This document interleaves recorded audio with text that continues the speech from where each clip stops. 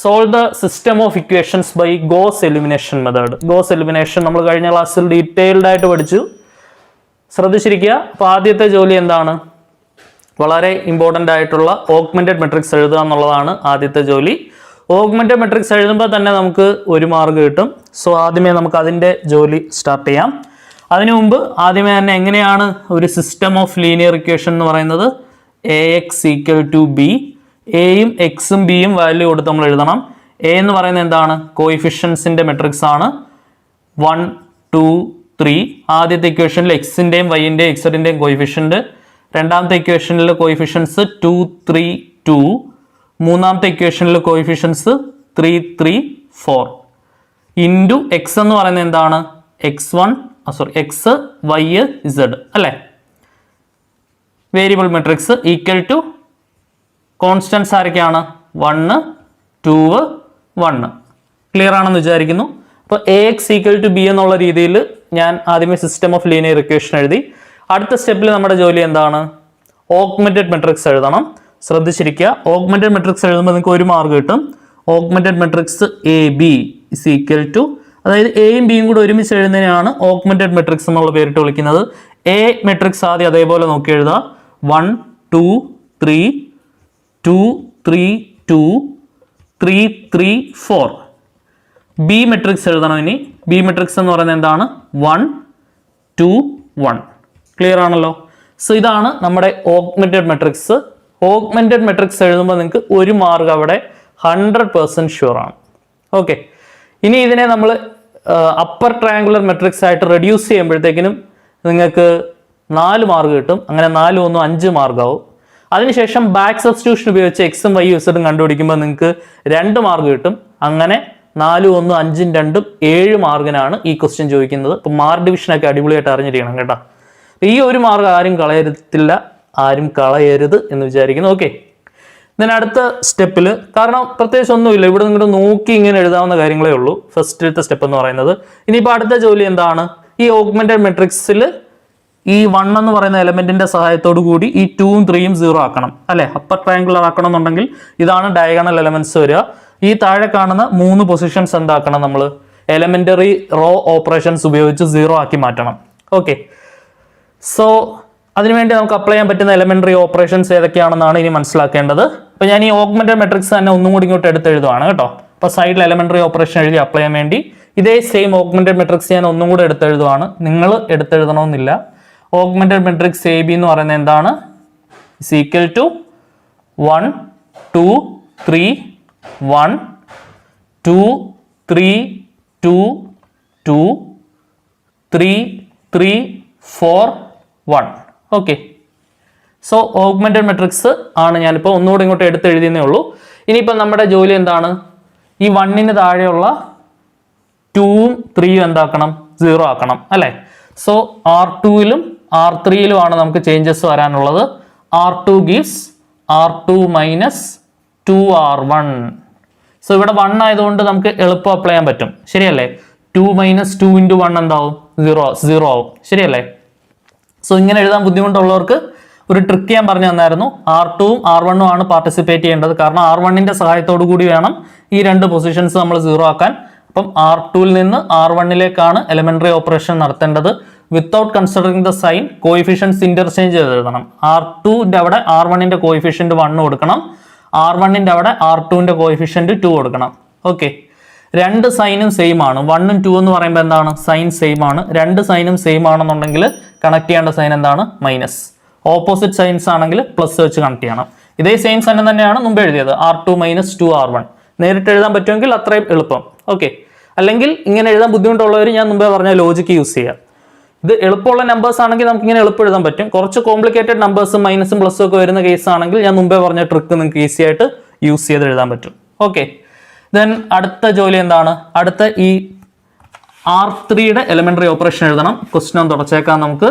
ശ്രദ്ധിച്ചിരിക്കുക, R3യുടെ elementary operation ആണ് ഇനി എഴുതാൻ പോകുന്നത്. R3 gives R3 - 3R1 എന്ന് വരും, ശരിയല്ലേ?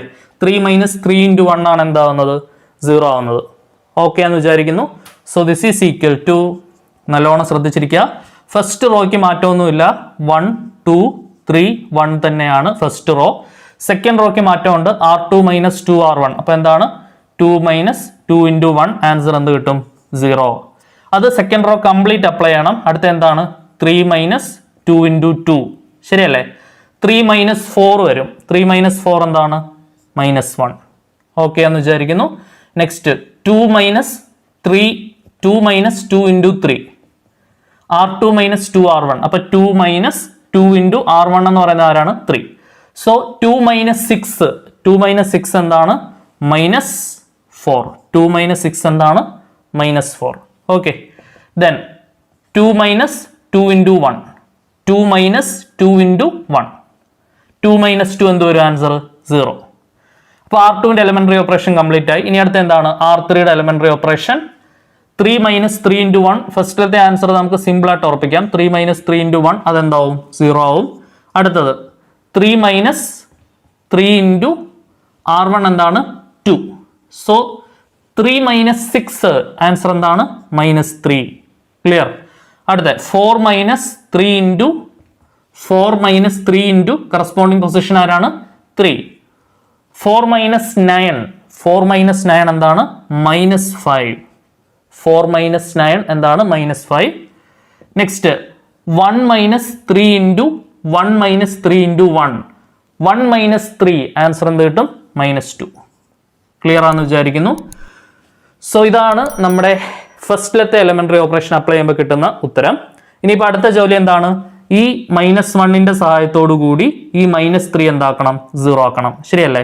അപ്പോൾ ഇവിടുത്തെ ഡയഗണൽ എലിമെന്റ്സ് ഇതാണ്. അപ്പർ ട്രയാങ്കുലർ ആക്കണമെന്നുണ്ടെങ്കിൽ ഈ -3യും കൂടെ എന്താവണം 0 ആവണം. അപ്പോൾ അതിന് കറസ്പോണ്ടിങ് ആയിട്ടുള്ള എലിമെന്ററി ഓപ്പറേഷൻ എഴുതുക എന്നുള്ളതാണ് നമ്മുടെ അടുത്ത ജോലി. ഓക്കെ, ശ്രദ്ധിച്ച എലിമെന്ററി ഓപ്പറേഷൻ പറഞ്ഞേ. ആരുടെ സഹായത്തോടു കൂടിയാണ് R3യിൽ ഇത് 0 ആക്കേണ്ടത്? R2ന്റെ സഹായത്തോടു കൂടിയാണ് 0 ആക്കേണ്ടത്. ഓക്കെ, അതിന്റെ ഡീറ്റെയിൽഡ് എക്സ്പ്ലനേഷൻ ഒക്കെ നമ്മൾ കഴിഞ്ഞ ക്ലാസ്സിൽ പറഞ്ഞതാണ്. ദെൻ R3യിലാണ് ചേഞ്ച് വരേണ്ടത്. R3യും R2 ആണ് പാർട്ടിസിപ്പേറ്റ് ചെയ്യേണ്ടത് എലിമെന്ററി റോ ഓപ്പറേഷനകത്ത്. R3 കൺസിഡർ ചെയ്യുമ്പോൾ R2ന്റെ കോയിഫിഷ്യന്റ് എഴുതണം without considering the sign. Minus ആണെങ്കിൽ പ്ലസ് ആക്കി ഇടണം. അപ്പം R3 കൺസിഡർ ചെയ്യുമ്പോൾ R2ന്റെ കോയിഫിഷ്യന്റ് 1 ആണ്. സോ 1 ഇട്ടു. R2 കൺസിഡർ ചെയ്യുമ്പോൾ R3യുടെ കോയിഫിഷ്യന്റ് വേണം എഴുതാൻ. R3യുടെ കോയിഫിഷ്യന്റ് -3 ആണ്. വിത്തൗട്ട് കൺസിഡറിംഗ് സൈൻ ആയതുകൊണ്ട് എന്ത് ഇടണം +3 ഇടണം. ഇനി നിങ്ങൾ നോക്കിയേ, -1 -3 സെയിം സൈൻ ആണെങ്കിൽ കണക്ട് ചെയ്യേണ്ട എന്ത് ഉപയോഗിച്ചാണ്? മൈനസ് ഉപയോഗിച്ചാണ് കണക്ട് ചെയ്യേണ്ടത്. ഓപ്പോസിറ്റ് സൈൻ ആണെങ്കിൽ പ്ലസ് ഉപയോഗിച്ച്. എല്ലാം കഴിഞ്ഞ ക്ലാസ്സിൽ പഠിച്ച അതേ കാര്യങ്ങളൊക്കെ തന്നെ. ഓക്കെ, സോ 1 R3 -3 R2 എന്ന് പറയുമ്പോൾ എന്ത് എഴുതിയാൽ മതി? R3 -3 R2 എന്ന് ഇട്ടാൽ മതി. ഓക്കെ എന്ന് വിചാരിക്കുന്നു. ദെൻ ഈ എലിമെന്ററി ഓപ്പറേഷൻ അപ്ലൈ ചെയ്ത് ആൻസർ എഴുതാൻ പോവാണ്. ഫസ്റ്റ് റോയിലും സെക്കൻഡ് റോയിലും മാറ്റമൊന്നുമില്ല. ഫസ്റ്റ് റോ അതേപോലെ തന്നെ 1 2 3 1. Second row 0 -1 -4 0. ഇനി മാറ്റം വരാൻ പോകുന്നത് എന്തിനാണ്? തേർഡ് റോയ്ക്കാണ് മാറ്റം വരാൻ പോകുന്നത്. R3 -3 R2. ശ്രദ്ധിച്ച് അപ്ലൈ ചെയ്തേ. -3 -3 ഇൻറ്റു R2 എന്ന് പറയുന്ന ആരാണ്? Corresponding position -1. അപ്പോൾ -3 + 3 ആൻസർ എന്ത് വരും? 0.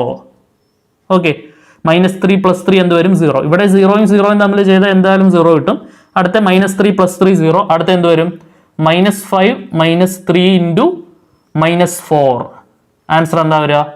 -5 + 12. -5 + 12 ആൻസർ എന്താണ്? 12 നിന്ന് 5 പോയാൽ 7. ഓക്കെ, അടുത്ത R2 -3 R2 ആണ്. -2 -3 ഇൻറ്റു R2 പൊസിഷൻ ആരാണ്? ശ്രദ്ധിച്ചിരിക്കുക, R2 പൊസിഷൻ ആരാണ്? 0. സോ ആൻസർ -2 -0 എന്ത് കിട്ടും? -2. ക്ലിയർ ആണെന്ന് വിചാരിക്കുന്നു. -2.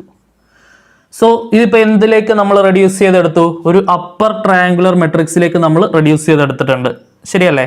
ഇതാണ് പ്രിൻസിപ്പൽ ഡയഗണൽ എലമെന്റ്. അതിന്റെ താഴെയുള്ള എല്ലാ എലമെന്റ്സും 0 ആണ്. അപ്പോൾ അപ്പർ ട്രയാങ്കുലർ മെട്രിക്സ് ആയിട്ടുണ്ട്. ഇനിയിപ്പോൾ ബാക്ക് സബ്സ്റ്റിറ്റ്യൂഷൻ അനുസരിച്ചുള്ള 3 ഇക്വേഷൻസ് എഴുതണം. ആ 3 ഇക്വേഷൻസ് സോൾവ് ചെയ്താൽ നമുക്ക് എന്ത് കിട്ടും? ആൻസർ കിട്ടും. ക്ലിയർ അല്ലേ? ശ്രദ്ധിച്ചിരിക്കുക. സോ ബാക്ക് സബ്സ്റ്റിറ്റ്യൂഷൻ അനുസരിച്ചുള്ള ഇക്വേഷൻസ് എഴുതുന്നതിന് മാർഗമുണ്ട്. അപ്പോൾ അതുകൊണ്ട് അത് 3 ഒരുമിച്ച് എഴുതിയതിന് ശേഷം മാത്രം സോൾവ് ചെയ്യാൻ ശ്രമിക്കുക. അപ്പോൾ നമുക്ക് ഏറ്റവും ബാക്കിൽ നിന്ന് സബ്സ്റ്റിറ്റ്യൂട്ട് ചെയ്ത് പോകാം. 7z അല്ലേ? എക്സും വൈയും ഇസഡും ആയിരുന്നു നമ്മുടെ വേരിയബിൾസ്. അപ്പോൾ എന്ത് കിട്ടും? 7z = -2 എന്ന് കിട്ടും. Equation number 1. അടുത്തത്, കാരണം എക്സിന്റെയും വൈയുടെയും കോഎഫിഷ്യൻസ് 0 ആണ്. അടുത്ത 0x - y -4z = എന്താണ്? 0. ഇക്വേഷൻ നമ്പർ എന്താണ്? 2. അടുത്ത X plus 2y plus 3z equal to 1, equation number എന്താണ് 3. സോ ഇങ്ങനെ 3 ഇക്വേഷൻസ് ആണ് നമുക്ക് കിട്ടുക. ഇത് സോൾവ് ചെയ്തിട്ടാണ് നമ്മൾ എന്ത് ചെയ്യേണ്ടത്, എക്സും വൈയും ഇസഡും എഴുതേണ്ടത്. ക്ലിയർ ആണെന്ന് വിചാരിക്കുന്നു. ഇനിയിപ്പോൾ ഓരോന്നായിട്ട് സോൾവ് ചെയ്തെടുക്കാം നമുക്ക്. From equation number 1, from equation number 2, from equation number 3 we get x, y and z respectively. From equation number 1, 7z is equal to minus 2. അവിടുന്ന് z equal to minus 2 by 7. Clear? From equation number 2, minus y minus 4z is equal to 0. Minus y minus 4 into z എന്ന് പറയുന്നത് എന്താണ്, minus 2 by 7 equal to 0. Okay, so minus y 2 minus multiply എന്താവും, plus 8 by 7 equal to 0. അവിടുന്ന് minus y is equal to minus 8 by 7. Plus 8 by 7 ഇപ്പുറത്ത് പോയാൽ minus 8 by 7. Minus minus cut ചെയ്താൽ y is equal to എന്ത് കിട്ടും, 8 by 7. വൈയുടെ value എന്താണ്, 8 by 7. ഇനി ഈ വൈയുടെ ഇസഡിന്റെ വാല്യൂ ഇക്വേഷൻ നമ്പർ 3 കൊടുത്താൽ എന്ത് കിട്ടും, എക്സ് കിട്ടും. സോ ഫ്രം ഇക്വേഷൻ നമ്പർ 3, ശ്രദ്ധിച്ചിരിക്കുക, from equation number 3, x plus 2y plus 3z is equal to 1. X plus 2y plus 3z is equal to 1. X plus 2 into വൈക്ക് പകരം എന്ത് സബ്സ്റ്റിറ്റ്യൂട്ട് ചെയ്യാം, 8 by 7 plus 3 into ഇസഡിന് പകരം എന്ത് substitute ചെയ്യാം, minus 2 by 7 equal to എന്താണ് 1. So X plus 16 by 7 minus 6 by 7 is equal to 1. X plus 16 6 പോയാൽ 10 by 7 is equal to 1. X equal to 1 minus 10 by 7 cross ചെയ്താൽ 7 minus 10 by 7 X equal to minus 3 by 7. So ഇതാണ് എക്സിൻ്റെ value, ഇതാണ് വൈയുടെ value, ഇതാണ് ഇസഡിൻ്റെ value. So ഈ എക്സും വൈയും ഇസഡും കൂടെ ഒരുമിച്ചൊന്ന് എടുത്തെഴുതണം. Therefore the solution of the given system of linear equation is x is equal to minus 3 by 7, x equal to minus 3 by 7, y is equal to 8 by 7, z is equal to minus 2 by 7. So ഇതാണ് നമ്മുടെ system of linear ഇക്വേഷൻ്റെ solution. Clear ആണെന്ന് വിചാരിക്കുന്നു. വളരെ important ആയിട്ടുള്ള question ആണ്, നന്നായിട്ട് എഴുതി പഠിക്കണം. പ്രീവിയസ് ചോദിച്ച ക്വസ്റ്റൻ ആണ്, 2019 ചോദിച്ചുകൊണ്ട് നിങ്ങൾക്ക് ഈ 2022 ചോദിക്കാനുള്ള സാധ്യത എക്സ്ട്രീംലി കൂടുതലാണ്. നന്നായിട്ട് എഴുതി പഠിക്കുക. അടുത്ത ക്ലാസ്സിൽ ഗോസ് എലിമിനേഷൻ്റെ കൂടുതൽ ഇമ്പോർട്ടൻറ്റ് ക്വസ്റ്റ്യൻസുമായിട്ട് വീണ്ടും കാണാം. Till then ta ta bye bye, see U.